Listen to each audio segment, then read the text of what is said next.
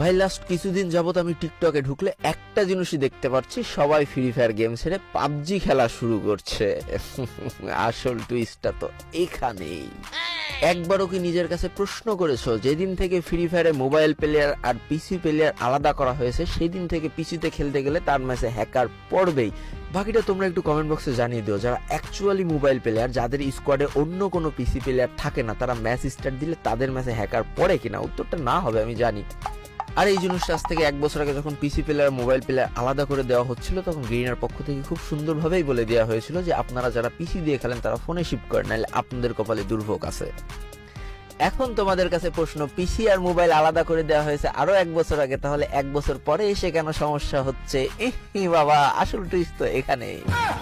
তার একটাই কারণ, ফ্রি ফায়ারের পার্টনার প্রোগ্রামের রুলস অনেক কড়াকড় করে দেওয়া হয়েছে, আর পাবজির পার্টনার প্রোগ্রামের রুলস একদম সোজা করে দেওয়া হয়েছে।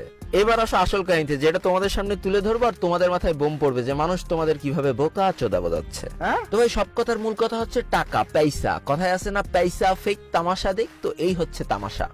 কয়েক মাস আগে গেইনার পার্টনার প্রোগ্রাম থেকে একটা নতুন রুলস করা হয়, সেটা হচ্ছে 1 মাসে তোমার টোটাল ভিউজ 10 মিলিয়ন ক্রস করা লাগবে, তারপরে যে তুমি সাবস্ক্রাইবার বা ফলোয়ার্স অনুযায়ী টাকা পাবা গেইনার কাছ থেকে। আর এটা শোনার পর থেকে সবার গুয়ায় বা সাথে হারিকে 1 মাসে 10 মিলিয়ন ভিউজ, ব্যাপারটা শুনতে যতটা ইজি লাগছে আসলেও কিন্তু অতটা ইজি না। এর পিছনে আসলেই তোমার পরিশ্রম করতে হবে, খাটতে হবে। তারপরে যে যদি তোমার 5 লাখ ফলোয়ার হয় একরকম টাকা, 1 মিলিয়ন ফলোয়ার হলে আর এক রকম টাকা, 2 মিলিয়ন ফলোয়ার হলে আর এক রকম টাকা। ঠিক ফ্রি ফায়ারের পার্টনার প্রোগ্রামে যখন এত কড়াকড় চলতেছে, তখন পাবজির পার্টনার প্রোগ্রাম থেকে সব নতুন নতুন অফার দেওয়া হলো। পাবজিতে পেমেন্ট অপশন চালু হইতে লাগবে মাত্র 3 লাখ ভিউজ, যেখানে ফ্রি ফায়ার লাগছে 10 মিলিয়ন ভিউজ, সেখানে পাবজিতে মাত্র 3 লাখ ভিউজ।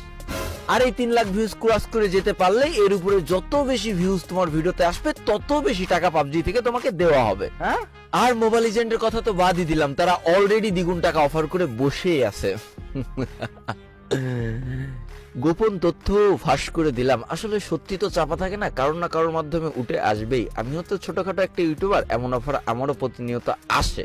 কিন্তু ভাই, জনগণের মাথায় কাটাল ভেঙে তাদেরকে বোকাচোদা বুঝিয়ে হ্যাকারের দোষ দিয়ে মোবাইল লিজেন্ড আর পাবজি খেলে নিজের পকেট ভরার যে প্ল্যান করেছো, এগুলো যখন জনগণ জানতে পারবে, মুখি মুইতে দিলে সহ্য করতে পারবা তো? দেখো, তোমাদের টাকার জন্য অন্য গেম খেলতে ভালো লাগতেই পারে, কিন্তু সাধারণ অডিয়েন্সের ভুলভাল বুঝিয়ে অন্য গেম খেলতে বাধ্য করা। এবার পরবর্তীতে যেই মানুষটা ধরো 3 বছর ধরে ফ্রি ফায়ার খেলছিল, সে যদি আর 6টা মাস একটু কষ্ট করতো তাহলে ভালো একটা পজিশনে চলে যেত, ভালো একটা ই স্পোর্টস প্লেয়ার হইতে পারতো।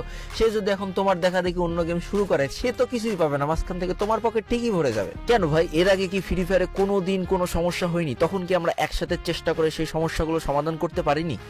একটা সময় যখন আমরা অন্য সার্ভারে যে গেম প্লে করতাম, আমাদের নেট পিং এর অনেক সমস্যা হতো। কেন আমরা সবাই মিলে বলে কি নতুন সার্ভার আনতে পারিনি বাংলাদেশ নামক?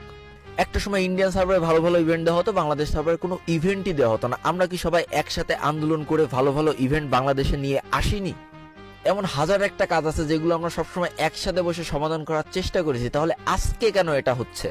কই, যখন বাংলাদেশ সার্ভার দেবে না বলেছিল তখন তো তোমরা অন্য গেম খেলা শুরু করনি। যখন বাংলাদেশে কোনো ভালো ইভেন্ট আসছিল না তখন তো তোমরা অন্য গেম খেলা শুরু করনি।